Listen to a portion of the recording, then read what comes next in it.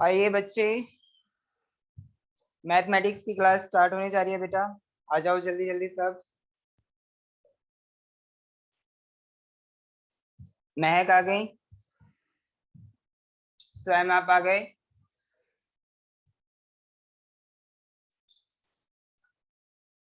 बोलो बेटा।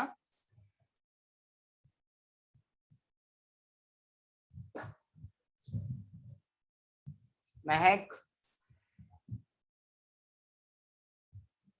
I think अभी कोई नहीं आया है। स्वयं आप आ गए बेटा।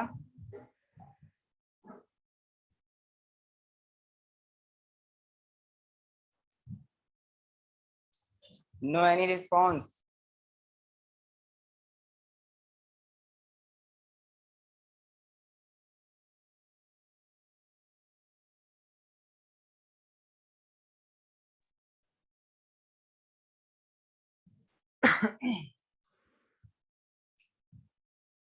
हो गई स्टार्ट। हाँ तो महक आप आ गए बेटा, आप सुन पा रहे हैं मुझे? ओके, स्वयं आप। Yes sir. चलिए बाकी लोग कहाँ गए? बाकी लोग आज पढ़े थे आपके सर साथ? आर्यन नहीं आएगा आज। आर्यन क्या बेटा? आर्यन नहीं आएगा आज, वो बाहर गया हुआ है। अच्छा, आर्यन नहीं आएगा। बाकी सार्थक कहाँ है? सार्थक अभी नहीं आए। चलिए बेटा क्लास स्टार्ट करते हैं। पहले हमने कल हमने क्या किया था, एक बार उस पर डिस्कस कर लेते हैं थोड़ा सा। कल हम जो कर रहे थे, कहाँ थे स्वयं, आपको याद हो तो? एक्सरसाइज ई कर रहे थे। एक्सरसाइज ई आई थिंक, है ना? हाँ जी सर। ठीक है। एक्सरसाइज ई में हम कौन से क्वेश्चन पे पहुंच गए थे बेटा? क्वेश्चन नंबर एक्सरसाइज 6 ई तक में कर ली। क्वेश्चन नंबर 6 तक हमारे कंप्लीट हो चुके हैं। चलिए सृष्टि आ गई हैं, सृष्टि सिंह।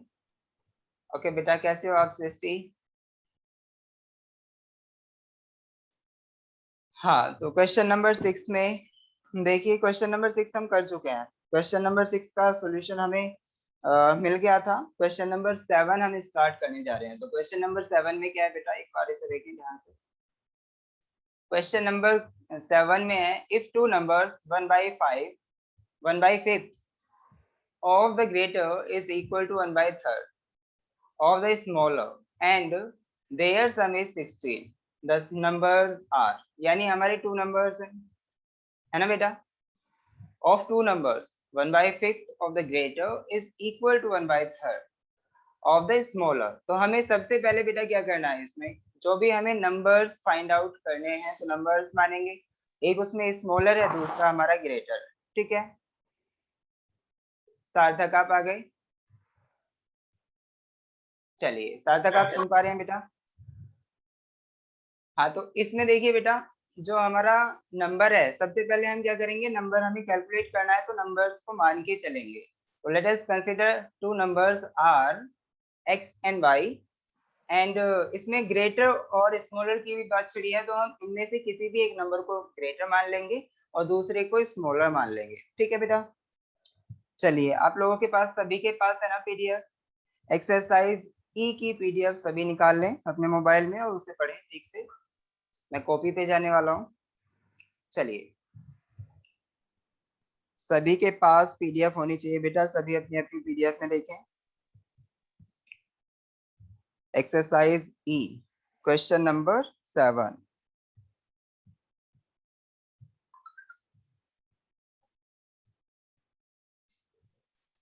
सर हो गया ये क्वेश्चन। हो गया क्वेश्चन, वेरी गुड बेटा महक। और किसका हो गया? खुद से करके देखें एक बार। महक का तो हो गया है। क्या आया बेटा आंसर आपका? सर एक्स की ये 10। x इज इक्वल टू, हाँ बेटा क्या आया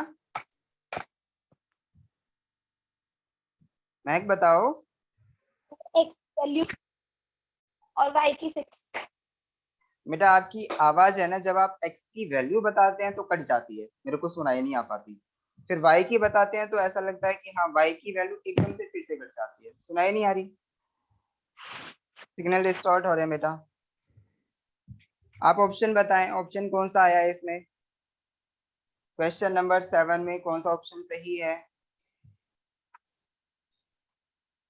क्वेश्चन नंबर 7 में ऑप्शन नंबर कौन सा ठीक है बेटा?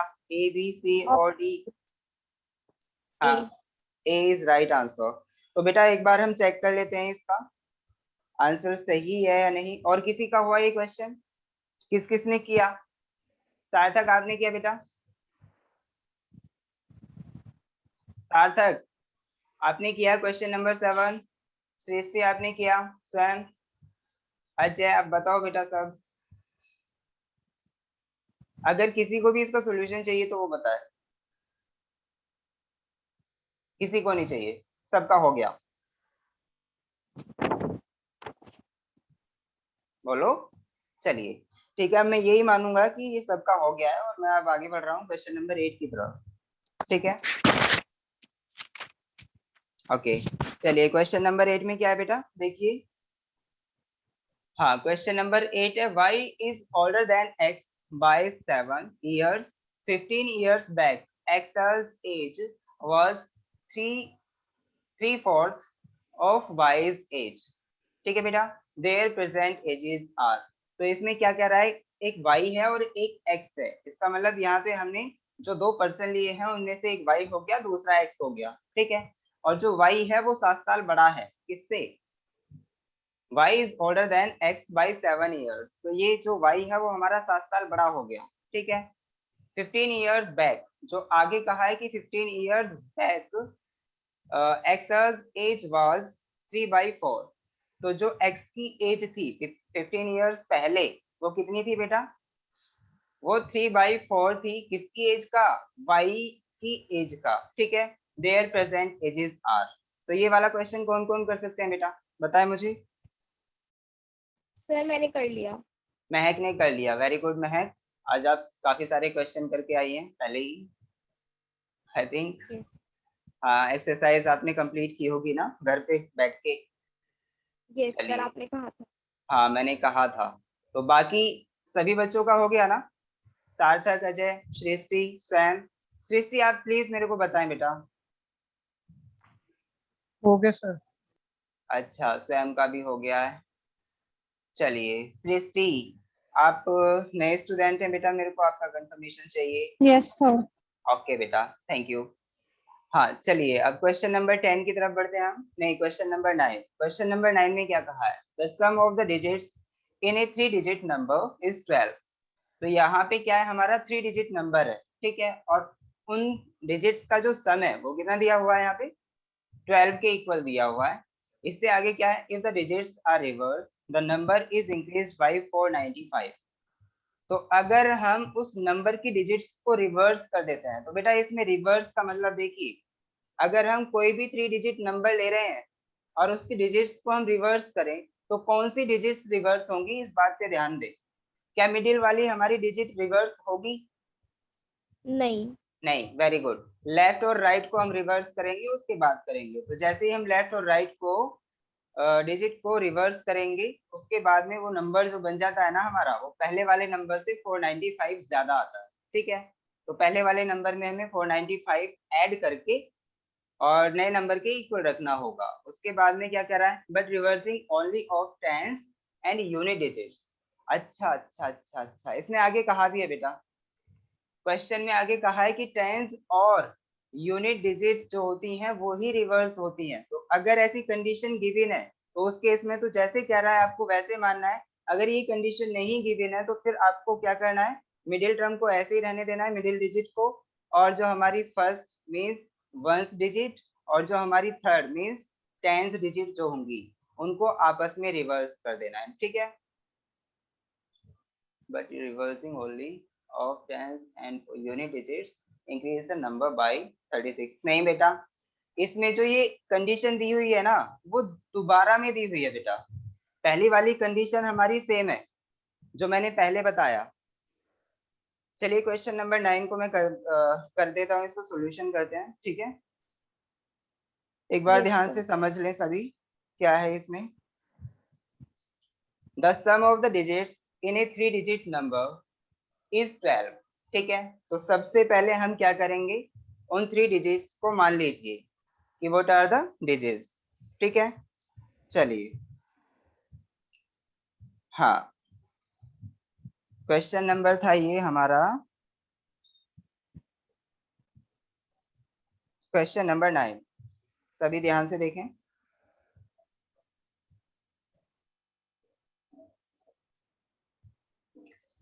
Question number 9। ठीक है बेटा, इसमें जो क्वेश्चन नंबर 9 है, इसमें क्या कहा है, the sum of digits in a 3 digit number is 12। तो सबसे पहले हमारे पास डिजिट्स होनी चाहिए, तो let us consider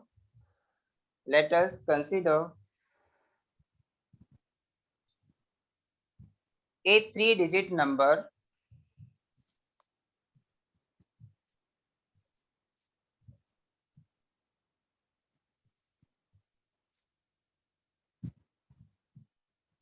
is consist with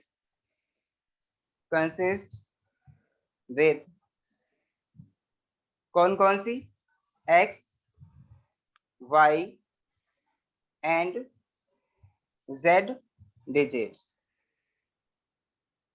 ठीक है बेटा, where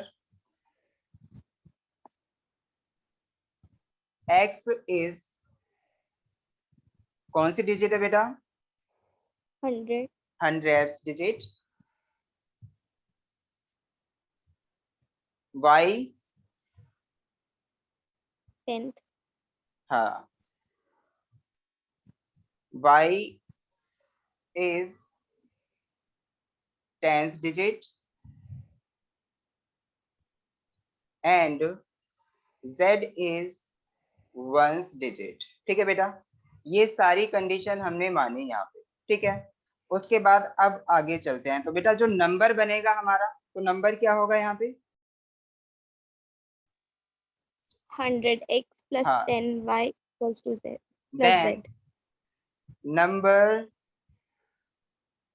विल बी, नंबर जो होगा हमारा वो होगा 100x plus 10y plus z।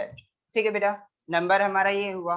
उसके बाद इसने जो कहा है, अब आ जाइए क्वेश्चन पे। क्वेश्चन में कहा है the sum of the digits in a 3 digit number is 12। तो x y और z आर द डिजिट्स, और इनका अगर हम सम फाइंड आउट करें बेटा, तो इसका जो सम आता है वो किसके इक्वल आता है, 12 के इक्वल। तो ये x plus y plus z is equal to 12। This is equation number 1। समझ आया सभी को? अभी तक कोई दिक्कत No नहीं sir. होगी? ठीक है, तो बेटा इसमें अब इस इक्वेशन को देखते ही हमें पता चल गया कि एक 3 वेरिएबल इक्वेशन है। तो इसका मतलब 2 इक्वेशंस और बची हुई हैं, और दोनों इक्वेशंस हमें कहाँ से मिलेंगी, आगे क्वेश्चन पढ़ने से। तो आगे क्वेश्चन पढ़िए, उन दोनों इक्वेशंस को फाइंड आउट कीजिए। ठीक है, तो आगे अगर हम क्वेश्चन पढ़ते हैं तो हमें एक और इक्वेशन मिलेगी। आगे क्वेश्चन में क्या है, if the digits are reverse the number is increase by 495। तो अगर हम यहाँ पे देखिए सिर्फ ये कहा है कि डिजिट्स को हम रिवर्स कर रहे हैं, उसमें कोई भी कंडीशन नहीं दी, उससे कुछ नहीं कहा कि हम टेंस और वंस डिजिट को रिवर्स कर रहे हैं, या फिर 100 या फिर टेंस डिजिट को रिवर्स कर रहे हैं, या कौन सी को कर रहे हैं। तो हम क्या मान के चलेंगे बेटा, वंस और 100 मीन्स लेफ्ट हैंड और राइट हैंड वाली जो डिजिट्स होंगी उनको हम आपस में रिवर्स कर रहे हैं। ठीक है, तो x और z आपस में रिवर्स हो जाएंगी, जो हमारी बीच वाली यानी मिडिल टर्म होगी, मिडिल डिजिट जो होगी y, वो हमारी सेम रहेगी। ठीक है, तो चलिए बेटा अब बताइए, रिवर्स करिए। तो on reversing the digits, on reversing the digit, ठीक है बेटा, क्या आएगा, नंबर क्या आएगा, नंबर विल बी, क्या होगा बेटा नंबर, महक बताओ, नंबर जो होगा इसमें वो होगा हमारा 100z plus 10y plus x is equal to, हाँ जो नंबर है हमारा वो पहले वाले नंबर से कितना ज्यादा हो जाता है, 4 कितना है बेटा 495 495 ज्यादा। तो जो पहले वाला नंबर था उससे वो ये जो हमारा अब नया नंबर आ रहा है ना ये वाला ज्यादा हो रहा है। तो जब ये ज्यादा है दिस इज मोर, तो इसका मतलब क्या है पहले वाले नंबर में अगर हम 495 ऐड करेंगे तब जाके इक्वल होगा। ठीक है बेटा, चलिए तो अब हम 495 इसमें ऐड कर देंगे तो इसका मतलब आएगा जो पहले वाला नंबर था उसे लिखिए यहाँ पे। पहले वाला हमारा नंबर बना था देखिए बेटा नेक्स्ट लाइन में लिख रहा हूं मैं।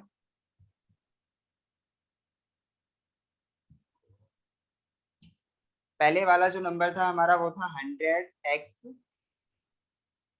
Plus 10y plus z। इससे कितना ज्यादा आता है 495 ज्यादा आता है। तो अगर हम इक्वल रख रहे हैं तो 495 हमें कम वाले में ऐड करना पड़ेगा। ठीक है बेटा, समझ आया आप लोगों को? चलिए yes अब यहाँ से एक और इक्वेशन बनने वाली है बेटा। यहाँ पे x वाली y वाली टर्म और z वाली टर्म्स को एक साथ लेंगे, बाकी जो भी होगा इसमें एक्स्ट्रा बिना x y और z वाला उसको हम अलग लेंगे। ठीक है, तो यहाँ पे 495 को हम अलग रखेंगे, बाकी सारी की सारी टर्म्स को एक तरफ रखो। तो इसमें देखिए बेटा जब हम 100x को इधर लेफ्ट हैंड साइड में लेके जाएंगे इक्वल टू के, देखिए बेटा यहाँ पे इक्वल है। ठीक है, और चलिए ये वाला इक्वल यहाँ पे ले आया हूं मैं। ओके, समझ आ रहा है आपको? yes sir हाँ तो बेटा अब बताओ 100z हमारा था पहले से ही, 10y भी था, x भी था। 100 जब हमारा इधर आ जाएगा तो माइनस का 100x हो जाएगा। y भी इधर लेके आओ, y भी हम इधर लेके आएंगे तो ये हमारा हो जाएगा क्या माइनस minus का 10 10y। ठीक है बेटा, minus और z को भी इधर लेके आओ तो ये हमारा हो जाएगा माइनस z। और यहाँ पे अब क्या बचेगा बेटा 495। समझ आया सभी को? yes sir किसी को कोई प्रॉब्लम नहीं है? तो जब तक ये इक्वेशन हमारी प्रॉपर वे में नहीं आ जाती सिंपल वे में तब तक इसे सॉल्व कीजिए, उसके बाद में थर्ड इक्वेशन लिखेंगे। ठीक है, तो यहाँ पे देखिए अब यहाँ क्या है 100z से अगर हम एक z को सब्ट्रैक्ट करते हैं तो बेटा कितना बचता है 100z में 9 से एक z गया तो बेटा कितना बचा 99z। ठीक है, समझ आ रहा है ना? 10y yes देखिए 10y प्लस के और 10y माइनस के सेम सेम है। अगर हम 10y में से 10y को सब्ट्रैक्ट करेंगे तो जीरो बचेगा, इसीलिए हम प्लस और माइनस को यहाँ पे काट के भी दिखा सकते हैं, जीरो ही बचना है। ठीक है, अब बताइए x में से अगर हम 100x सब्ट्रैक्ट करते हैं तो कितना बचता है minus 99 माइनस 99x। ठीक है बेटा, आगे अब बचा हमारा 495। समझ आया? तो देखिए y वाली टर्म तो इसमें से एक्सक्लूड ही हो गई, अपने आप से हमारा y एलिमिनेट हो चुका है। ठीक है, अब बताइए मेरे को यहाँ पे अगर हम 99 को इसमें से कॉमन ले लेते हैं बेटा तो कितना बचता है z minus x is equal to 495। ठीक है, अब देखिए ये अगर हम 99 को इधर डिवाइड कर दें तो इसका मतलब हमारी जो नई टर्म आएगी वो क्या आएगी z minus x is equal to 495 divided by 99। ठीक है, अब बताइए मुझे इससे आगे हम क्या कर सकते हैं। इसमें हमें दिख रहा है कि 99 से ये कितने टाइम्स कट जाएगा बेटा 5 टाइम्स। ठीक है, तो 5 टाइम्स यहाँ पे कट गया और हमारी equation z minus x is equal to 5 आ गई है। ठीक है बेटा, तो यही वाली इक्वेशन हम यहाँ पे लिखेंगे z minus x is equal to 5। हमारी ये वाली इक्वेशन आ गई, इसको मान लो इक्वेशन सेकेंड। ठीक है बेटा, फर्स्ट हमारी पहले ही आ चुकी थी। Okay, yes sir first equation हमारी पहले ही आ चुकी थी और इस इक्वेशन को मान रहे हैं हम इक्वेशन सेकेंड। समझ आ गया ना आपको? चलिए हाँ बेटा, अब हम बढ़ते हैं इक्वेशन थर्ड को लेके आने के लिए। आगे क्वेश्चन में क्या कहा है देखिए, आगे कहा है बेटा हाँ but reversing only of the tens and unit digits increasing the number increases the number by 36 एक मिनट बेटा, but reversing only of the tens and unit digits increases the number by 36। ठीक है बेटा, सभी देख रहे हैं ना? तो अब देखिए पहले वाला जो नंबर था हमारा, पहले वाले नंबर को याद रखें आप, जो आपने सबसे पहले माना था, उसी में सारे चेंजेस होंगे जो भी होंगे। चलिए, हाँ, अब नेक्स्ट इक्वेशन की तरफ बढ़ रहे हैं हम। तो इसमें क्या रहा है, देखिए पहला वाला नंबर जो था हमारा, उसे मैं यहाँ लिख रहा हूँ। फर्स्ट नंबर था हमारा 100x plus 10y plus z। ये जो था हमारा वो नंबर था इनिशियली। ठीक है बेटा, अब मुझे ये बताइए, अगर हम टेंस डिजिट और वंस डिजिट को आपस में रिवर्स कर देते हैं, तो बताइए जो नया नंबर बनेगा वो किसके इक्वल बनेगा? हाँ, on reversing tens and unit digit. तो बेटा नंबर क्या आता है हमारा? 100z। हाँ, नंबर विल बी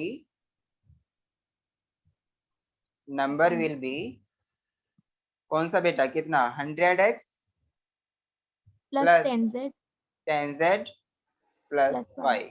ठीक है बेटा, अब हमारा न्यू नंबर इतना आया है। ठीक है, तो अब देखिए ये जो न्यू नंबर है वो किससे ज्यादा है बेटा?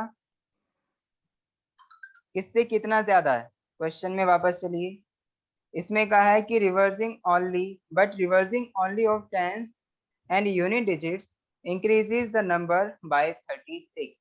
तो जब हम ये वाला नंबर लेके आते हैं रिवर्स करने के बाद, कौन सा? 100x plus 10z plus y, तो हमारा जो ये नंबर है वो बेटा कितना इंक्रीज हो जाता है? नंबर जो हमारा इंक्रीज होता है वो 36 इंक्रीज हो जाता है पहले वाले से। तो पहला वाला जो था हमारा वो कितना था? 100x plus 10y plus z। पहला वाला ये था, इसमें 36 और ऐड कर दीजिए। अब हमारा ये दोनों नंबर्स, ये मोर आया था ना बेटा, ये इंक्रीज हुआ था ना? तो अगर ये इंक्रीज हुआ है और इसके इक्वल हम पहले वाला यानी छोटा वाला नंबर इसके इक्वल रख रहे हैं, तो इसका मतलब 36 इसमें ऐड करना पड़ेगा। समझ आ रहा है ना सभी को? Yes sir. Good it. चलिए अब हम आगे बढ़ते हैं अपने इक्वेशंस पे। तो इक्वेशन में क्या कहा है, देखिए 100x यहाँ से देखिए इक्वल में इक्वल हमारे 100x कैंसिल हो सकते हैं ना? हो सकते हैं ना? क्योंकि इसको इधर लेके आएंगे तो ये माइनस हो जाएगा, तब भी हमारा घटा नहीं इसका। इससे अच्छा है कि हम यहीं काट दें। चलिए आगे देखिए, अगर हम 10z को यहीं पे रखें प्लस y को भी यहीं पे रखें, और जो हमारा 10y इधर दिया हुआ ये वाला, इसको अगर हम इधर लेके आते हैं तो माइनस का 10y हो जाएगा।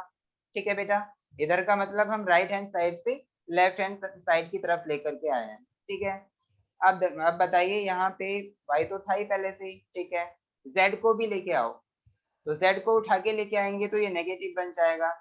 Negative z is equal to 36 बचेगा। ठीक है बेटा, अब बताइए y में से कितने y जा रहे हैं? 10y।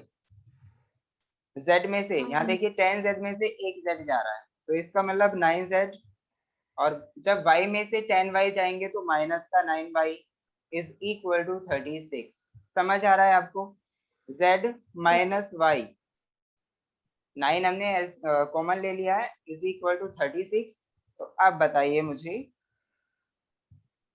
अगर 9 हमने कॉमन लिया है और उसके बाद में हम 36 में इसका डिवाइड कर रहे हैं, तो बेटा कितना बचेगा? z minus y is equal to 36 upon 9 means 4। ठीक है, तो z minus y is equal to हमारा 4 आ गया। हमारे पास कितनी इक्वेशन है बेटा? 3। कितनी चाहिए थी? 3।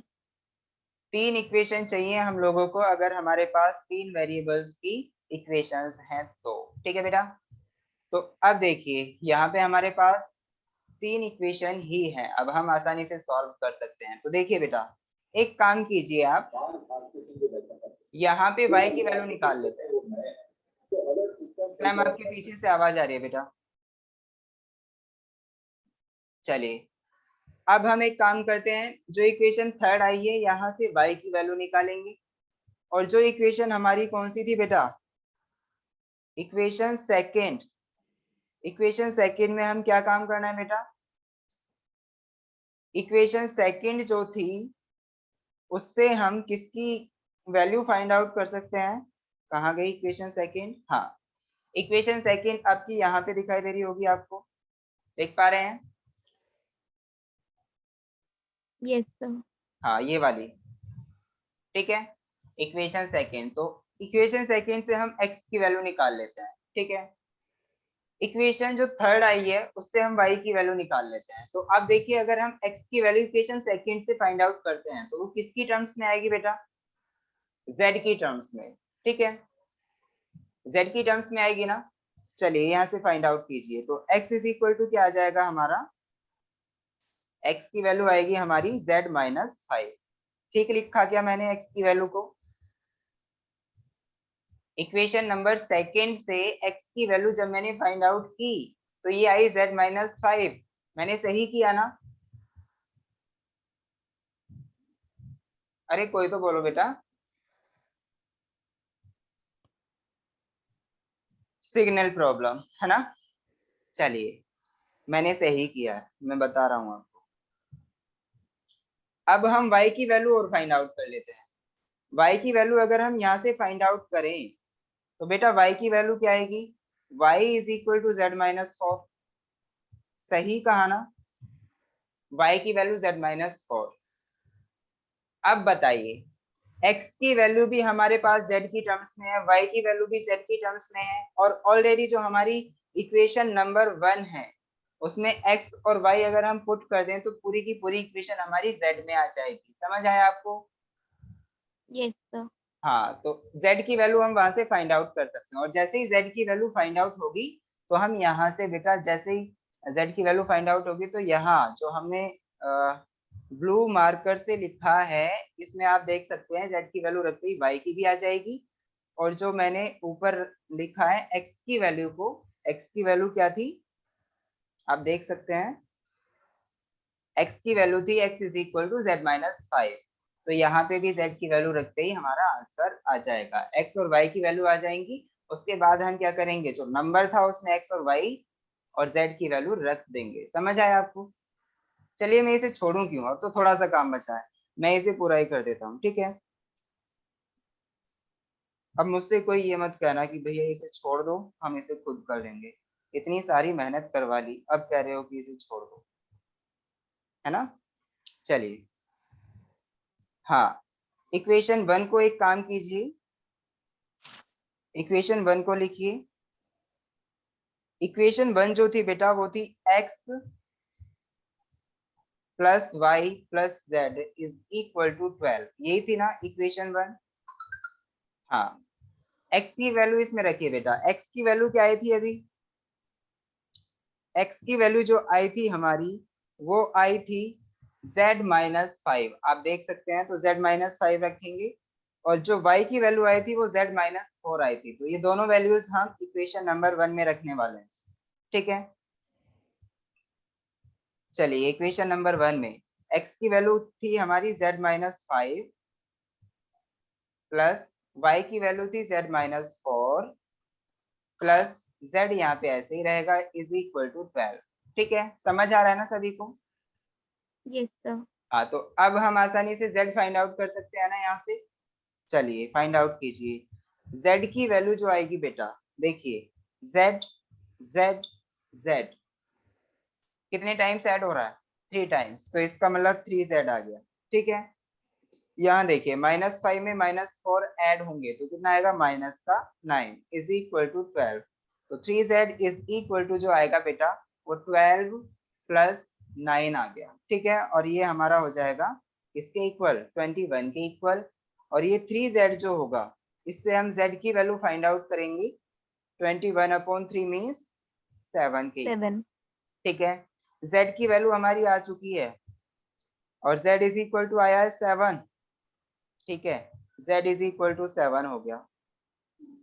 अब मुझे ये बताइए इक्वेशन नंबर जो हमारी सेकंड थी उसमें x is equal to z minus 5 दिया हुआ था, है ना। तो अगर हम x is equal to z minus 5 लेके चलें और z की वैल्यू इसमें पुट करें, तो बेटा 7 माइनस 5 इज इक्वल टू 2 आ गया। इसका मतलब x इज इक्वल टू 2 आया।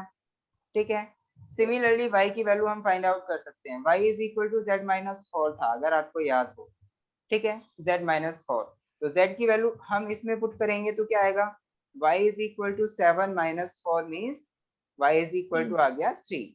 ठीक है, तो क्या अब हमारे पास सारी वैल्यूज हैं? Yes, sir.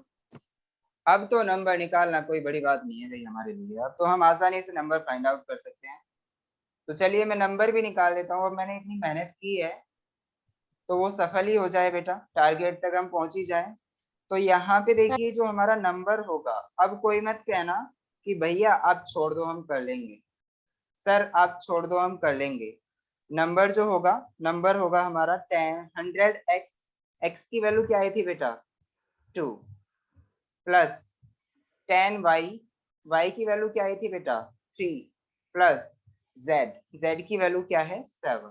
ठीक है, तो इसका मतलब ये आया बेटा 200 प्लस 30 प्लस 7, इसका मतलब ये नंबर जो था वो 237 था। ठीक है, 237 समझ आया आप लोगों को? समझ आ गया ना? Yes, yes, चलिए sir. इसमें ऑप्शन मैच कीजिए, कौन सा ऑप्शन सही है हमारा? Option C.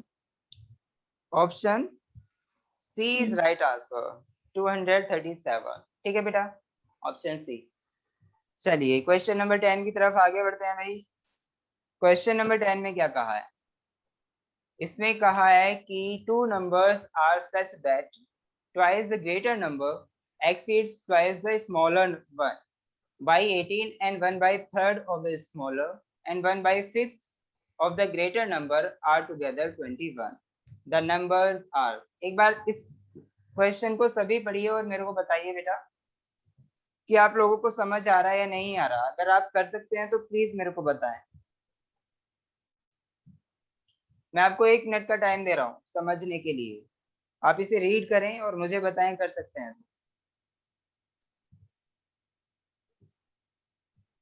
कर लेंगे सर। कर लेंगे, महक कर लेंगी, सार्थक आप बताओ बेटा। Yes sir. Yes sir. Ajay Kumar आप बताओ, सृष्टि आप भी, स्वयं आप भी, सभी से मेरे को हो जाएगा confirmation. Sir. Okay very good. बाकी स्वयं आप? ओके सर, हो जाएगा। गुड बेटा। ठीक है, चलिए अब हम आगे बढ़ते हैं। Question number 11। क्वेश्चन नंबर 11 में क्या कहा है? The demand and supply equations for a certain commodity are 4q plus 7p is equal to 70। तो यहाँ पे जो हमें एक डिमांड सप्लाई इक्वेशन दी हुई है ना बेटा, वो दी हुई है 4q plus 7p is equal to 70। ठीक है, and p is equal to q upon 3 plus 7 upon 4, यानी p और q का हमें रिलेशन दिया हुआ है respectively, where p is the market price।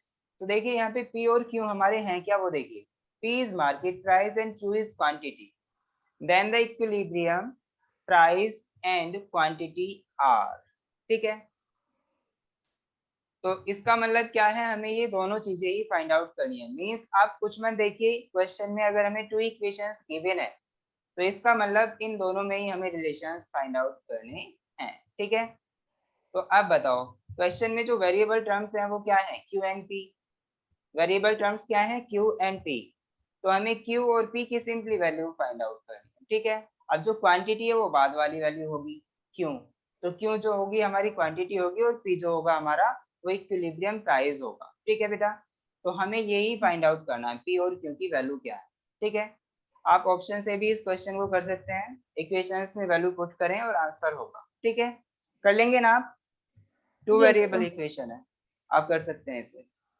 चलिए, तो आपकी ये वाली एक्सरसाइज भी खत्म हो चुकी है। अब जो चलेगा वो क्वाड्रेटिक इक्वेशन चलेगा बेटा।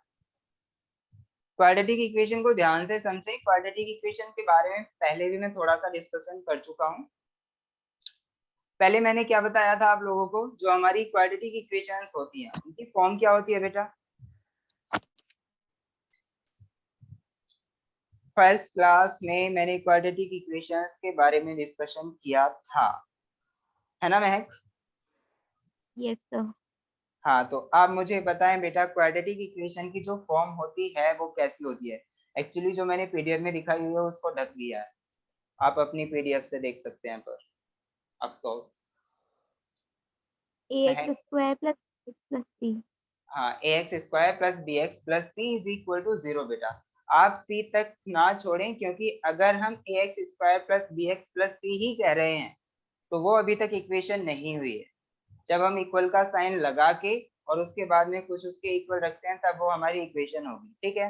अगर हम सी पे ही छोड़ देते हैं तो इसका मतलब हम पॉलिनोमियल तक ही पहुंचे हैं। ओके बेटा, Okay. पॉलिनोमियल जो होगा हमारा, क्वाड्रेटिक पॉलिनोमियल की बात करें तो वो A X square plus B x plus C के इक्वल होगा। अगर हम इक्वेशन की बात करें तो जो इक्वेशंस होंगी हमारी, इक्वेशन जो होती हैं वो A X square plus B x plus C is equal to 0। 0 की जगह कुछ और भी हो सकता है, मतलब इक्वल का साइन उसमें जरूर होना है, ठीक है। चलिए, इसमें क्या कहा है, option A is correct answer. Sir net problem coming in 5 minutes. अच्छा, ये काफी पुरानी चैट है ऐसा लग रहा है, ठीक है। कब से होगी सर अकाउंट्स क्लास? ओके, हाँ जी। चलें तो अब क्वाड्रेटिक इक्वेशन की तरफ आगे बढ़ते हैं बेटा, ध्यान से देखिए। सभी के पास पेन और नोटबुक होनी चाहिए, ठीक है। इसमें थोड़ी सी डेफिनेशन वगैरह हम लिखवा देंगे, पहले जो मैंने कराया था ऐसे ही आर्बिट्रेरली करा दिया था। चलिए, सभी ध्यान दें बेटा। क्वाड्रेटिक इक्वेशन देखें, यहाँ पे डेफिनेशन जो लिखी है वो कह रहा है कि an equation of the form A X square plus B x plus C, यहाँ पे देख सकते हैं आप, plus C is equal to 0 where x is a variable and A B C are constants. और इसमें ये भी कहा है कि जो हमारा a है वो कभी भी 0 के इक्वल नहीं होना चाहिए, ठीक है। अगर ये हमारा एक्स स्क्वायर का कोएफिशिएंट है और ये हमारा 0 के इक्वल हो गया तो इसका मतलब ये क्वाड्रेटिक इक्वेशन नहीं बचेगी। समझ आया आपको? यहाँ Yes, देखिए, sir. a do not equal to 0, ठीक है। तो अब बताइए मुझे, is called a quadratic equation और equation of the second degree. तो जो भी हमारी क्वाड्रेटिक इक्वेशन होती है वो एक सेकंड डिग्री की इक्वेशन होती है। आप इस डेफिनेशन को उतार सकते हैं बेटा। चलिए मैं लिख देता हूँ, ठीक है। मैं 4 तक ही लूंगा बट, हाँ बेटा। चलिए, अब जो हम पढ़ने वाले हैं वो पढ़ने वाले हैं क्वाड्रेटिक इक्वेशन, ठीक है बेटा। चलिए इसकी डेफिनेशन लिखिए मेरे साथ साथ। Quadratic equation has the form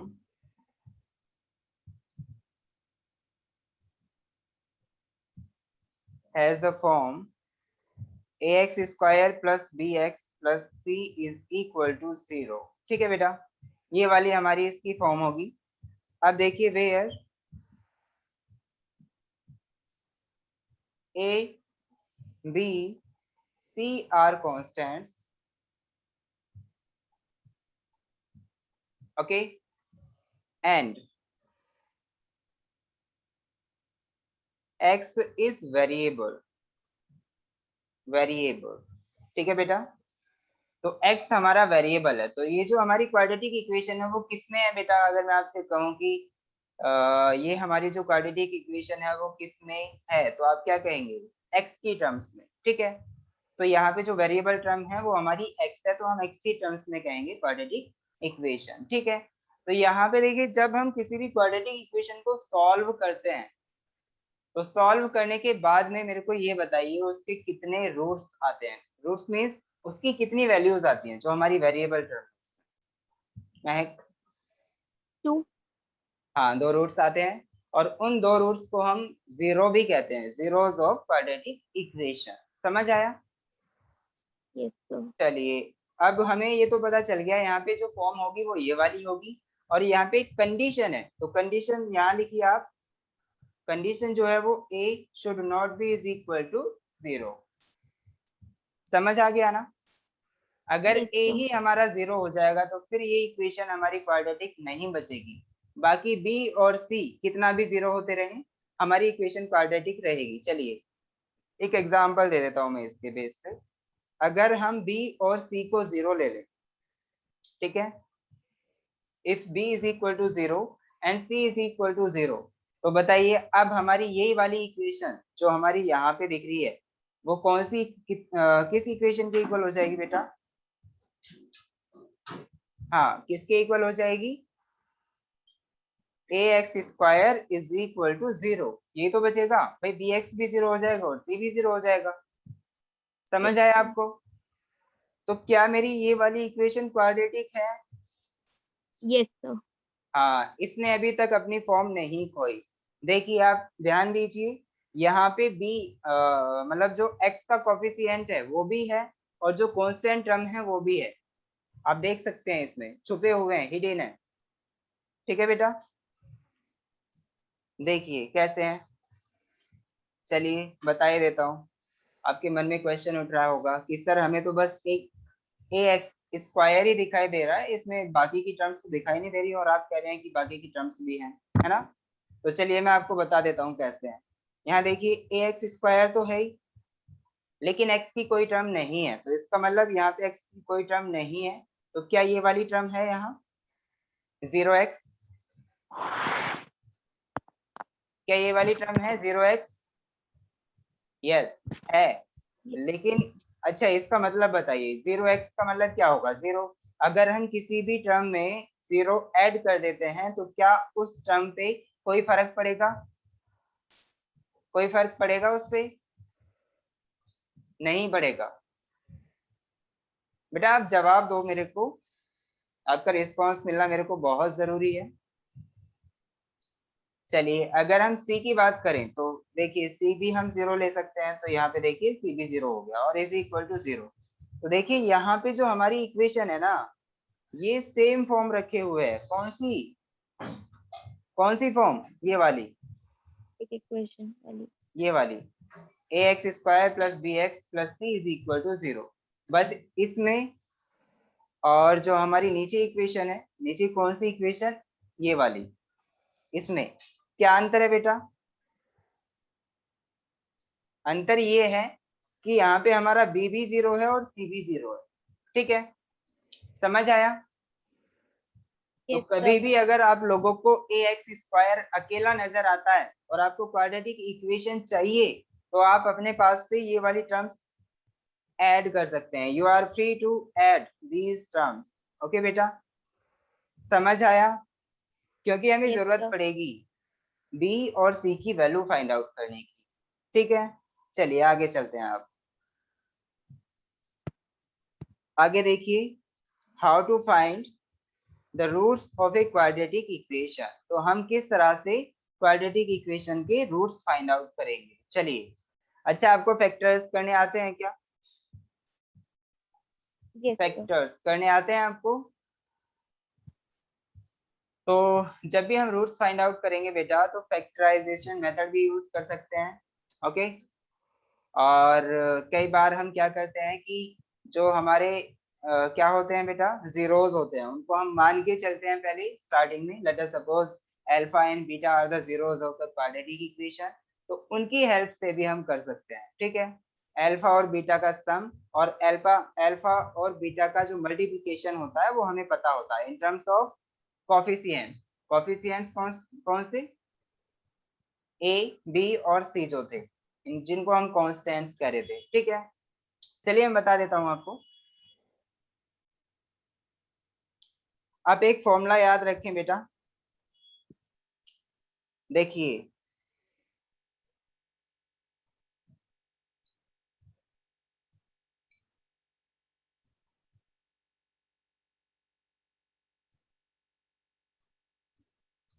हाँ, हम क्या करने वाले हैं बेटा, हाउ टू फाइंड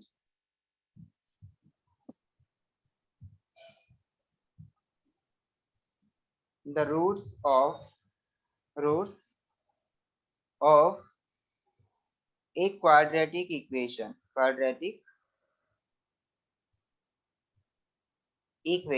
ठीक है, तो अगर हमें इसके रूट्स फाइंड आउट करने हैं तो देखिए बेटा, सबसे पहले क्वाड्रेटिक इक्वेशन को लिखिए। तो जो हमारी क्वाड्रेटिक इक्वेशन होती है वो होती है एक्स स्क्वायर प्लस, इसमें ए भी होता है, A X square plus B x plus C is equal to 0। This is general equation, general form of quadratic equation. तो इसको मैं नाम दे रहा हूं, ध्यान रखना आप, general form of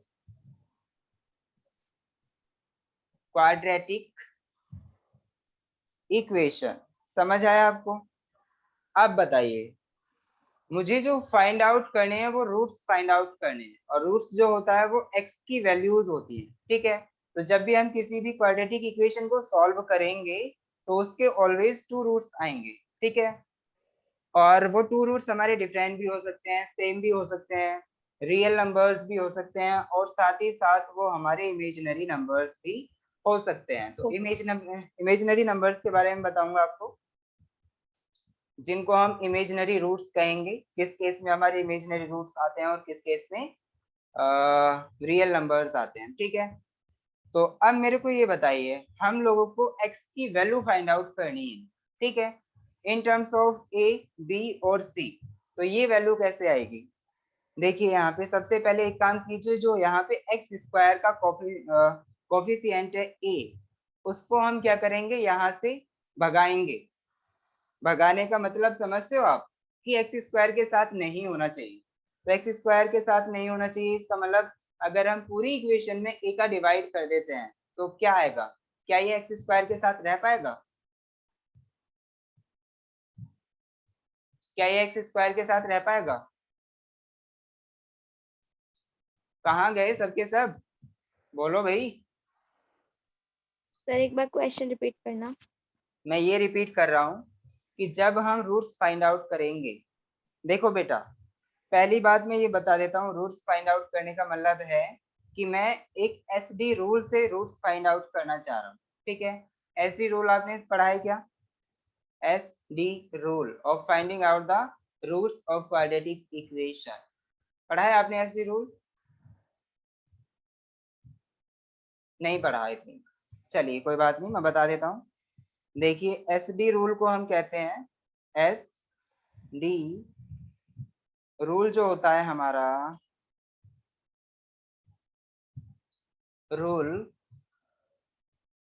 for finding out the roots of quadratic equation, ठीक है बेटा। एस डी का मतलब है हमारा श्रीधराचार्य, श्रीधराचार्य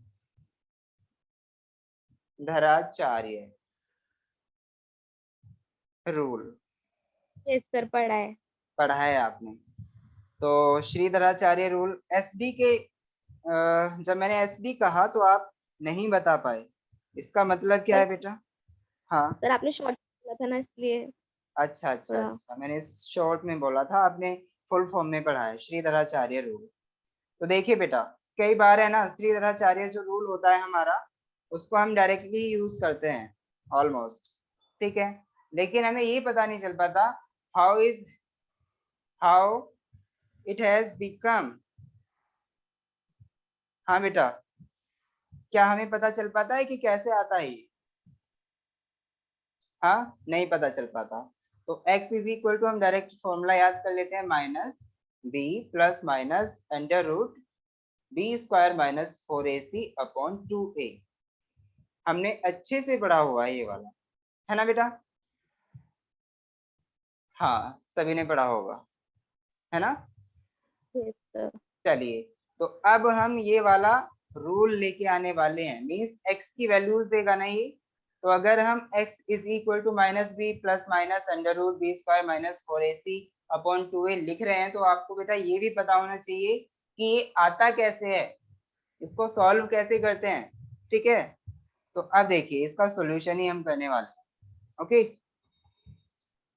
चलिए, जैसे ही सॉल्यूशन आ जाएगा उसके बाद हम रूट्स के बारे में पढ़ेंगे कि जब हमारे ये वाले रूट्स आते हैं तो कौन से रूट्स होते हैं, रियल होते हैं या इमेजिनरी होते हैं, है ना? चलिए, तो अब बताइए बेटा, हमारे पास जो इक्वेशन थी वो थी ax² plus bx plus c is equal to 0। तो अब मुझे ये बताइए, मैंने क्या कहा कि x² के साथ a नहीं होना चाहिए। जब भी हम रूट्स फाइंड आउट करेंगे तो सबसे पहले पूरी इक्वेशन को डिवाइड कर देंगे, डिवाइड बाय a। ठीक है, तो अगर हम a से इसको डिवाइड कर देते हैं तो ये इक्वेशन आ जाता है हमारा x² plus b upon a x plus c upon a is equal to 0। ठीक है, तो जैसे ही हमारा ये इक्वेशन आ गया, उसके बाद हम क्या करेंगे, इसको एक कंप्लीट स्क्वायर की फॉर्म में बनाएंगे। ठीक है, क्या करेंगे, कंप्लीट स्क्वायर की फॉर्म में बनाएंगे। तो उसका मेथड आप ध्यान से देखें बेटा। कंप्लीट स्क्वायर की फॉर्म में अगर हम कोई भी इक्वेशन ले रहे हैं और वो क्वाड्रेटिक इक्वेशन है, तो उसको हम कंप्लीट स्क्वायर की फॉर्म में आसानी से बना सकते हैं। उसका मेथड आप देखें यहाँ पे कैसे। सबसे पहले हम क्या करेंगे, x का कोफिशिएंट उठाएंगे। x का कोफिशिएंट क्या है बेटा, b अपॉन a। तो b upon a is the coefficient of x। ठीक है, उसके बाद हम इसका हाफ करेंगे। हाफ मीन्स नीचे 1/2। 2 का मल्टीप्लाई। ठीक है, हाफ हो गया। उसके बाद हम इसका स्क्वायर करेंगे। समझ आ रहा है ना आपको। सेम ऐसे ही करना है हर क्वेश्चन में। सबसे पहले x² को अकेला बनाओ, इसके साथ कोई भी टर्म नहीं होना चाहिए, मीन्स इसमें 1 की मल्टीप्लाई होनी चाहिए। ठीक है, तो हमने सबसे पहले x² को अकेला बना दिया। कैसे बनाया बेटा, डिवाइड करके। किसका, a का। समझ आया आपको। जैसे ही हमारा x² अकेला हो जाएगा तो x का देखिए, x का कोफिशिएंट जो बचेगा वो b अपॉन a वगैरह इस टाइप का कुछ बचेगा। ठीक है, उसके बाद हमने क्या किया, b अपॉन a का हाफ किया और उसका स्क्वायर कर दिया। बस इतना करना है। और फिर क्या करना है आपको, इसे ध्यान में दें, इसको हमें ऐड करना है, ऐड। और क्या करना है, सब्ट्रैक्ट करना है। तो अब बताइए, अगर हम किसी भी चीज को किसी भी चीज में ऐड करते हैं और साथ ही साथ सब्ट्रैक्ट कर देते हैं, तो उसका कोई फर्क पड़ता है क्या, कोई फर्क पड़ता है नो। क्या, नहीं पड़ता। नो। चलिए, तो b अपॉन 2a का होल स्क्वायर जो आया बेटा, वो किसके इक्वल आएगा, b² अपॉन 4a² के इक्वल। ठीक है, समझ आया आपको। Yes sir. चलिए, तो ये दोनों ही चीजें हमारी सेम है, b² अपॉन 4a² और b अपॉन 2a का होल स्क्वायर, दोनों सेम है ना। चलिए, अब हम इसे ही क्या करेंगे, ऐड करेंगे और सब्ट्रैक्ट करेंगे। किसमें करेंगे, इसमें ऐड करेंगे पूरी इक्वेशन में। समझ आ रहा है आपको। Yes sir. चलिए बेटा, बहुत अच्छी बात है अगर आपको समझ आ रहा है तो। हाँ,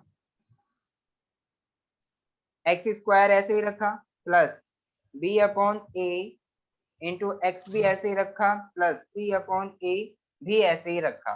अभी तक हमने कुछ नहीं किया, अब करना है जो भी करना है। क्या करना है बेटा, b अपॉन 2a के होल स्क्वायर को ऐड करना है। ठीक है, और अब इसी को सब्ट्रैक्ट करना है। तो जब हम सब्ट्रैक्ट करेंगे तो क्योंकि b अपॉन 2a का होल स्क्वायर और ये दोनों ही सेम है, तो मैं इसे भी लिख सकता हूँ। ठीक है, तो -b² अपॉन 4a² मैंने कर दिया है। समझ आया। इज इक्वल टू क्या है यहाँ पे, 0। यहाँ तक कोई प्रॉब्लम किसी को। No sir. आई होप कि आपको कोई प्रॉब्लम नहीं होगी। चलिए, अब देखिए बेटा, अब क्या करना है आपको, यहाँ पे एक x² की टर्म है, दिख रही है आपको x² की टर्म, एक यस x सर। वाली टर्म है, दिख रही है आपको ये भी, और एक ये जो हमने ऐड की थी, ये वाली टर्म। ठीक है, जो हमने ऐड की थी। तो अब बताइए, जो टर्म हमने ऐड की है इस टर्म को भी उठा लीजिए। ठीक है, इन सबको एक साथ रखिए, बाकी सबको राइट हैंड साइड में ले जाइए। ठीक है, तो अभी हम कुछ नहीं कर रहे हैं, बस क्या कर रहे हैं, थोड़ा सा सॉल्यूशन कर रहे हैं। लाइट गई, एक मिनट वेट करें बेटा।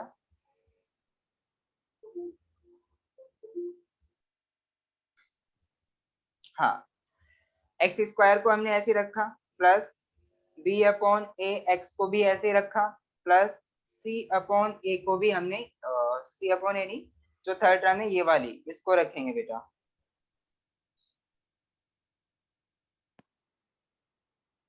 हाँ, b अपॉन 2a का होल स्क्वायर हमने ऐसे ही रखा। बाकी जो बची हुई चीजें हैं उसको हम राइट हैंड साइड में लेके जा रहे हैं। क्या क्या? b square upon 4a square और प्लस c अपॉन a। ठीक है बेटा, यहाँ तक हमने किया। अब बताओ मुझे, क्या ये वाला जो है, ये जो हमारी लेफ्ट हैंड साइड है, वो किसी का स्क्वायर है? बताएं मुझे एक बार, क्या ये x plus B upon 2a का होल स्क्वायर है? एक बार खोल के देखें बेटा इसे, x plus B upon 2a का होल स्क्वायर। देखिए, आपने फॉर्मूला देखा होगा a प्लस बी का whole square. a plus B का होल स्क्वायर क्या होता है? नहीं याद? A का स्क्वायर प्लस B का स्क्वायर प्लस 2AB। हाँ, very good. a plus B whole square जो होता है वो a square plus B square plus 2ab। चलिए एक बार इसे वेरीफाई कर लेते हैं, ये वाला। ठीक है, कि ये हमारा इसके इक्वल आ रहा है या नहीं आ रहा है। ठीक है, देखिए, एक्स स्क्वायर ए का square plus B square means इस सारे का स्क्वायर। ठीक है, तो b अपॉन 2a का होल स्क्वायर करेंगे तो b अपॉन 2a का स्क्वायर हो गया। ठीक है, प्लस 2ab, तो 2 हमारा ये हो गया, a की जगह पे x है, x हो गया, और b की जगह पे क्या है, b अपॉन 2a। समझ आया आपको? b अपॉन 2a, तो यहाँ से देखिए 2 से 2 कट गया, और ये हमारा क्या बचा, एक्स बी अपॉन ए, तो ये रहा एक्स बी अपॉन ए। b अपॉन 2a का होल स्क्वायर, तो ये रहा b अपॉन 2a का होल स्क्वायर। और अब बचा क्या, एक्स स्क्वायर, तो ये रहा। तो इसका मतलब क्या हुआ कि इस सारे को हम इसके इक्वल रख सकते हैं। समझ आ गया ना आपको? मैंने बस यहाँ पे कंप्लीट स्क्वायर बनाया है, किसका, एक्स वाली टर्म्स का। ठीक है, x plus B upon 2a का होल स्क्वायर हो गया। ठीक है बेटा, चलिए, उम्मीद है आपको समझ आ गया होगा। Yes sir।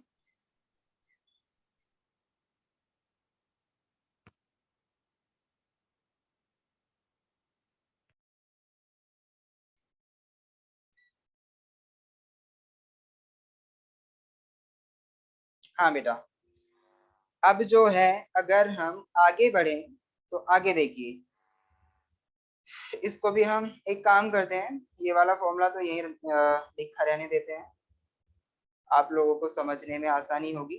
चलिए आगे नेक्स्ट लाइन से करते हैं। तो एक्स स्क्वायर नहीं लिखेंगे, X plus B upon 2a whole square is equal to, जो आया हमारा वो आया B square upon 4a square plus c upon a। यहाँ तक किसी को कोई भी प्रॉब्लम नहीं आई होगी।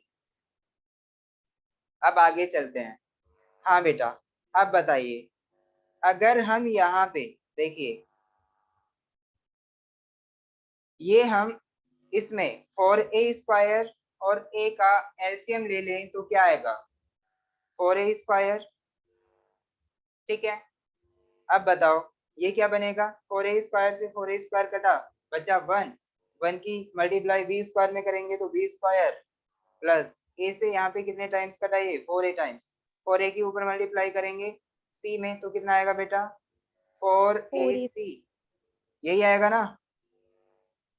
चलिए यहाँ तक हमारा आ चुका है। हाँ, अब हम एक काम करते हैं भाई, क्या काम करना है बेटा, आपको सिर्फ देखिए x plus B upon 2a का होल स्क्वायर दिख रहा है ना, x plus B upon 2a का होल स्क्वायर। तो एक काम कीजिए, स्क्वायर रूट कर दीजिए दोनों तरफ। तो एक यहाँ से देखिए क्या आएगा, x plus B upon 2a का 2a इज इक्वल टू जो होगा वो equal to plus minus under root B square plus 4a c upon 4a square होगा। समझ आया आपको यहाँ तक? हाँ, समझ आ गया होगा। अब हम आगे बढ़ जाते हैं भाई, बिना देरी की। तो इसमें क्या है बताइए, यहाँ पे x ऐसे ही रखो प्लस b अपॉन 2a भी ऐसे ही रखो अभी फिलहाल, इज इक्वल टू, यहाँ पे देखिए इसको थोड़ा सॉल्व कर लेते हैं। ये क्या आएगा, plus minus under root B square. अच्छा यहाँ पे कुछ गड़बड़ हुआ क्या? गड़बड़ घोटाला दिख रहा है मुझे कुछ। बेटा कुछ गड़बड़ घोटाला हुआ है, देखिए यहाँ पे क्या गड़बड़ हुआ है। क्या आप मुझे बता सकते हैं बेटा क्या कि यहाँ पे जो ये C अपॉन ए है, C अपॉन ए, देखिए ये वाला, जब ये हमारा राइट हैंड साइड में गया तो क्या ये माइनस का साइन नहीं आएगा? C अपॉन ए, यहाँ पे माइनस आएगा ना? कोई बताए मुझे। देखिए बेटा, जब हम इस वाले को बी स्क्वायर अपॉन 4a² को राइट हैंड साइड में लेके गए थे तो ये प्लस का आया, बी स्क्वायर अपॉन 4a²। लेकिन जैसे ही हम सी अपॉन ए को इधर से उठा के राइट हैंड साइड में ले जाएंगे तो ये भी तो माइनस होना है। हमने प्लस कैसे कर लिया इसे? ये वाला माइनस कीजिए यहाँ पे, ये माइनस, ठीक है, माइनस आएगा यहाँ। अब चलिए हर जगह पे यही करना है आपको, जहां जहां प्लस दिखाई दे रहा वहां वहां माइनस कीजिए। ये प्लस का माइनस, ये भी प्लस हमारा माइनस आएगा, ये प्लस भी माइनस आएगा, सभी को माइनस कीजिए। ये माइनस, ये भी माइनस, और बचा हमारा ये भी माइनस। ठीक है, समझ आ गया ना आपको? चलिए, B square minus 4ac minus 4ac 4ac upon, देखिए अगर हम 4a² का स्क्वायर रूट करेंगे तो क्या आएगा बेटा? 2a। समझ आया आपको? हाँ, अब तो ऐसा लग रहा है कि यार वो वाला जो हमारा एसटी रूल था वो आने वाला है ना? यहाँ तो यही फॉर्मूला प्रूफ हो गया भाई। तो x इज इक्वल टू जो आएगा यहाँ से बेटा वो आएगा, देखिए b अपॉन 2a को जब इधर लेके जाएंगे तो minus b upon 2a plus minus under root B square minus 4ac upon 2a। ठीक है बेटा, यहाँ तक तो बहुत अच्छे से समझ आ गया है सर। आगे देखिए, आगे भी समझ आ जाएगा। आगे क्या है? x इज इक्वल टू, देखिए इन दोनों का एलसीएम लीजिए बेटा। जब हम इन दोनों का एलसीएम लेंगे तो क्या आएगा? 2a minus B plus minus under root B square minus 4ac। समझ आया कि नहीं? आ गया सर। आ गया। महक को समझ आ गया है, सार्थक को समझ आया, अजय को समझ आया। हाँ, अजय को सर भी आ गया है। हाँ बेटा। पेपर में नहीं आती ना? क्या बेटा? सर ये डेरिवेशंस पेपर में नहीं आती ना? नहीं बेटा, डेरिवेशन पेपर में बिल्कुल नहीं आएंगे। मैंने सिर्फ इसलिए कराया है ताकि आपको पता हो कि ये आता कैसे है। ये इसी से आता है, बाहर से कहीं से नहीं आया। ठीक है, बस ये एस डी यानी श्रीधराचार्य जी जो थे हमारे मैथमेटिशियन, उन्होंने बता दिया फाइंड आउट करके कि ये ऐसे आता है। ठीक है, समझ आया आपको? अब बस हम उन्हीं के यस नाम से इस रूल को जानते हैं। तो अब देखिए हमारा minus B plus minus under root B square minus 4ac upon 2a आ चुका है। ठीक है, अब देखिए यहाँ पे बेटा थोड़ी सी और इंफॉर्मेशन देना चाहूंगा। इसमें क्या है मैं आगे बताना चाहूंगा, where B square minus 4ac हमारा क्या तय करेगा बेटा? अगर हम बी स्क्वायर माइनस 4ac की वैल्यू यहाँ पे रखते हैं तो ये तय करेगा कि हमारे जो रूट्स हैं वो कैसे हैं, रियल हैं, इमेजिनरी हैं, या फिर रियल और इक्वल रूट्स हैं, कैसे हैं। ठीक है, तो बी स्क्वायर माइनस 4ac की वैल्यू ही हमारी तय करती है क्या, कि ये रूट्स हमारे रियल हैं या फिर इमेजिनरी। ओके बेटा, तो अब देखिए कैसे तय करती है उसके बारे में जानेंगे। अब क्योंकि ये तय करती है कि ये हमारे रूट्स जो है वो रियल होंगे या इमेजिनरी होंगे, इसीलिए इसको हम क्या कहते हैं बेटा? इसको क्या कहते हैं हम?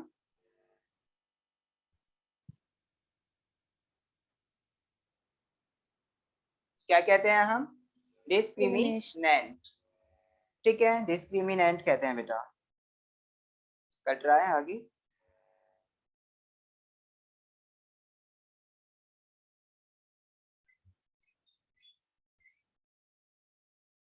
हाँ बेटा, इसको जो हम कहते हैं वो कहते हैं डिस्क्रिमिनेंट।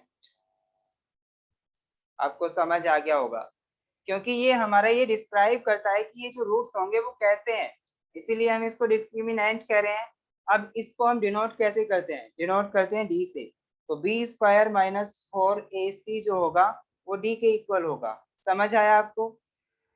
तो अब हमारी ये जो इक्वेशन है वो थोड़ी सी डेवलप हो जाएगी, यहाँ पे हम डी रख सकते हैं। ओके, अब देखिए, अगर हमारा डी प्लस होता है, माइनस होता है, तो हमारे रूट्स पे क्या इफेक्ट पड़ता है वो देखिए। अब चलिए इसके बारे में जान लेते हैं बेटा। अब डी क्या है, यहाँ पे डी क्या है ये तो जान लिया। अब डी हमारा प्लस होता है, माइनस होता है, तो क्या फर्क पड़ता है ये जानना है। ठीक है, चलिए मैं कह रहा हूं, इफ ये मेरी कंडीशन है फर्स्ट, ये आप ध्यान से देखें बेटा। फर्स्ट कंडीशन ये है, इफ डी इज पॉजिटिव, तो इसका मतलब क्या होगा बेटा? इसका मतलब क्या होगा? It implies D is positive means greater than 0। तो इसका मतलब ये होगा, देन रूट्स आर रियल।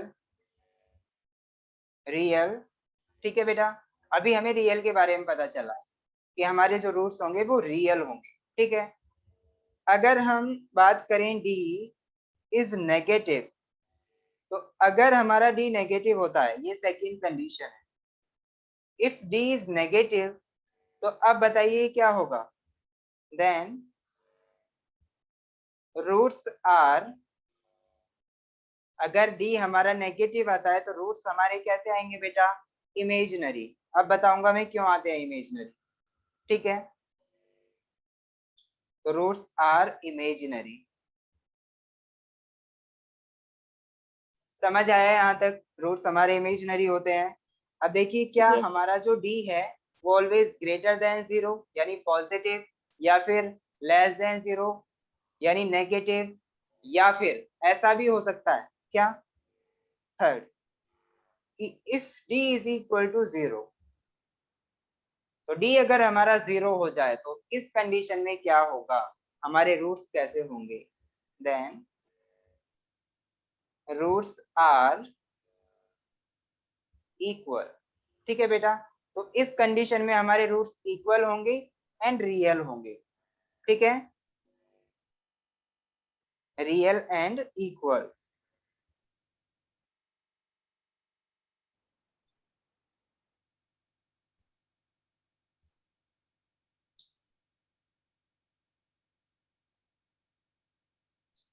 ठीक है बेटा, then roots are real and equal. समझ आ गया होगा आपको?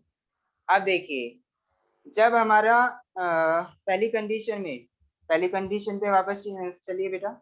इसमें क्या है? If D is positive, D is greater than 0। ठीक है, देन रूट्स आर रियल। तो हमें ये तो पता चल गया रियल है, तो मैंने ये नहीं बताया क्या वो इक्वल होंगे या फिर अनइक्वल होंगे। तो रूट्स रियल होंगे और साथ ही अनइक्वल होंगे, क्योंकि हमें पता है जो क्वाड्रेटिक इक्वेशन होती है उसके दो रूट्स होते हैं, तो उसमें चांसेस हैं कि वो हमारे इक्वल हो या फिर अनइक्वल हो या फिर इमेजिनरी हैं, क्या है। ठीक है, तो यहाँ पे देखिए, जब हमारा d is greater than 0 means d जब हमारा पॉजिटिव था, तो ये रूट्स जो थे वो रियल थे और यहाँ पे साथ ही साथ अनइक्वल भी थे। क्या थे? अनइक्वल। ठीक है बेटा, roots are real and unequal. ठीक है, अब देखिए यहाँ पे ऐसा होता क्यों है। आप सभी के मन में एक क्वेश्चन उठ रहा होगा कि सर ऐसा होता क्यों है। देखिए, आज हम क्वेश्चंस नहीं कर पाएंगे, आज बस हम यहीं पे, अब हमारे पास 5 मिनट बचे हुए हैं, तो थोड़ा सा हम जान लेते हैं कि डी हमारा अगर नेगेटिव होता है तो ऐसा क्या होता है कि ये इमेजिनरी आ जाते हैं। हाँ, चलिए कोई बताएगा मुझे ऐसा क्यों होता है? अजय बताएंगे।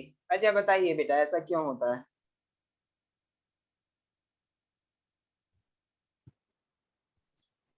चलिए, आई थिंक अजय का माइक ठीक नहीं है। महक आप बताइए बेटा।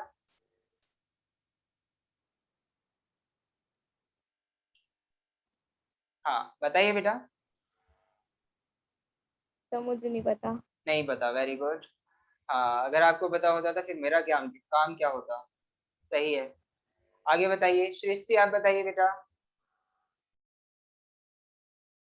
नहीं पता सर। नहीं पता, वेरी गुड। आगे स्वयं, आपको पता है कुछ इसके बारे में, ऐसा क्यों होता है? अच्छा, पढ़ा तो होगा आपने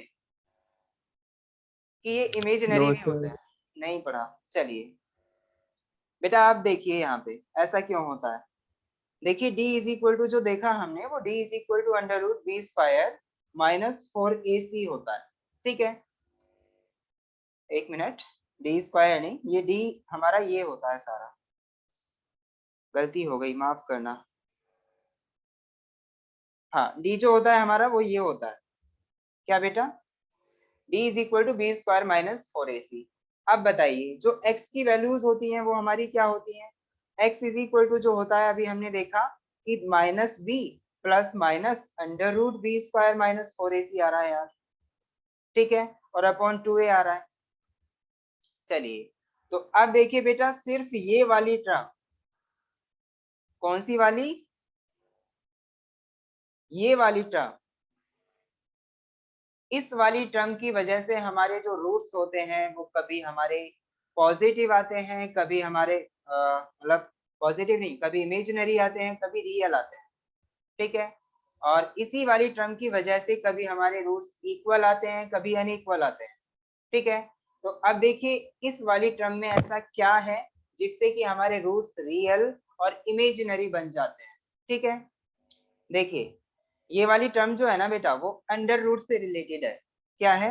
अंडर रूट से रिलेटेड। देखिए अगर हम इसी टर्म को यहाँ पे लिखें, under root B square minus 4ac। ठीक है, तो अब बताइए जब हम बी स्क्वायर माइनस 4ac की वैल्यू फाइंड आउट करते हैं बेटा, तो कई बार ये नेगेटिव आती है, कई बार ये पॉजिटिव आती है। ठीक है, और कई बार ये जीरो आती है। यही तो है डी, है ना? Yes sir.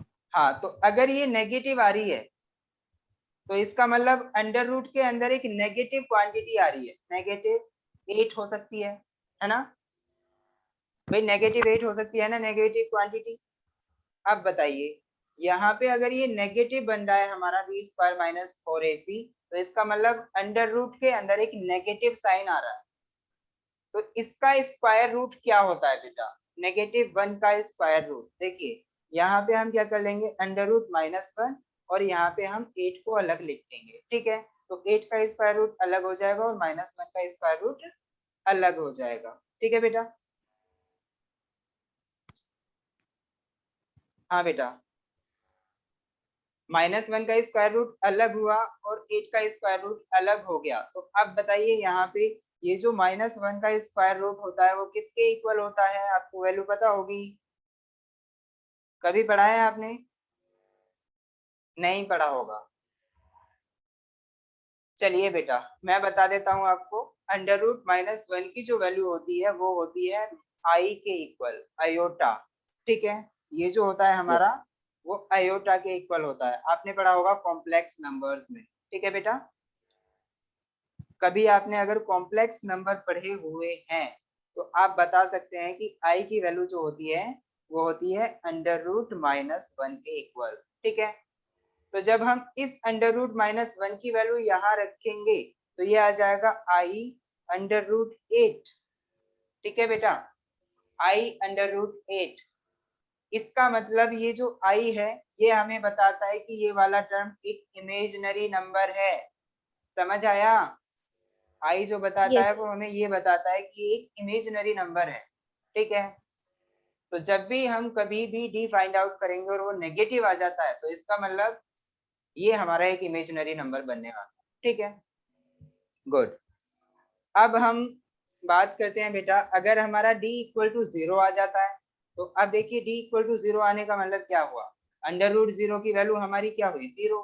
अब ये जब 0 यहाँ पे रखा जाएगा तो हमारी x की वैल्यू क्या आएगी, -b/2, a के इक्वल ओनली। ठीक है, तो दोनों केसेस में ही हमारी सेम वैल्यू आएगी। ओके, यानी x के जो दो रूट्स होंगे वो सेम होंगे, तो इसका मतलब रियल रूट्स तो हुए ही हुए और साथ ही वो इक्वल भी है, ठीक है। तो d इक्वल टू जब हमारा 0 था, अभी हमने देखा d इज इक्वल टू जैसे ही हमारा 0 आया तो हमने देखा then roots are real and equal, हमने कह दिया रियल आर एंड इक्वल, है ना, समझ आ गया ना। अगर हम अब बात करें बेटा d इज ग्रेटर देन 0, तो अब ये तो आपको समझ आ ही गया होगा अपने आप से।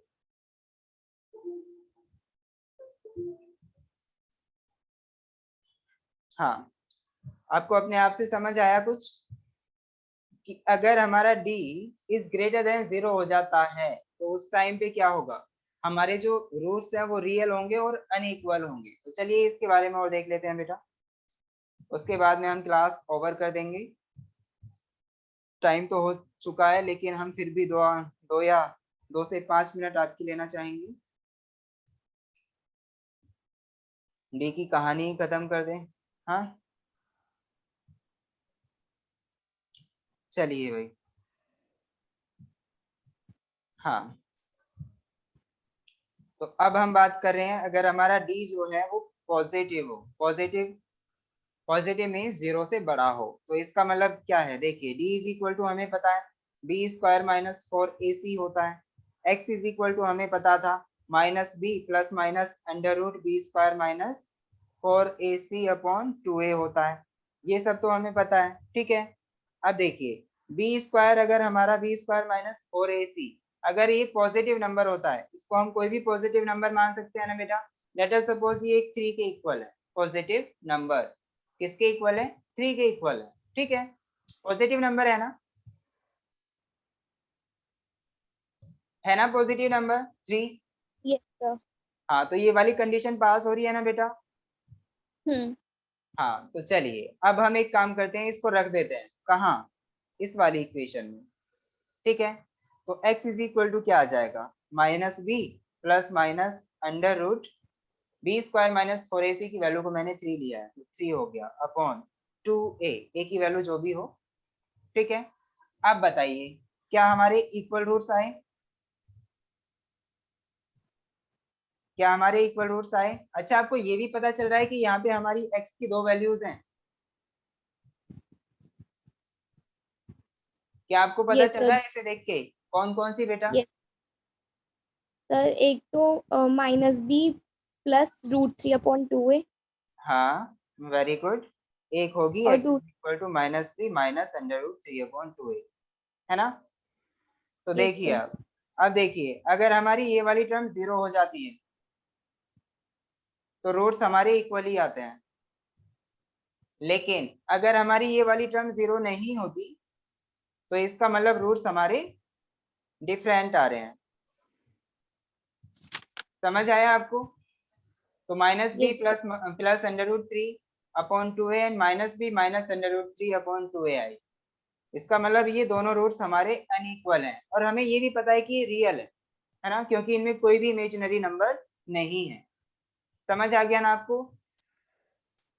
Yes sir. Good it. चलिए अब हम यहीं पे ओवर कर रहे हैं बेटा क्लास, अभी आपकी आई थिंक क्लास नहीं होगी, अकाउंट्स की जब होगी भैया बता देंगे अपने आप से, ठीक है। मैं मीटिंग एंड करने जा रहा हूँ, okay bye tata take care. तो बेटा आपको थोड़ा सा है ना ध्यान में रखना है कि जो भी मैं करा रहा हूँ आपको वो करते रहना है खुद से, ठीक है। आप ऐसा ना सोचें कि मैं आपको कोई होमवर्क नहीं देता, होमवर्क आपका वही रहेगा जो भी मैं करा रहा हूँ उसकी आप प्रैक्टिस करते रहें, ठीक है, उससे ज्यादा भी नहीं करना और उससे कम भी नहीं करना।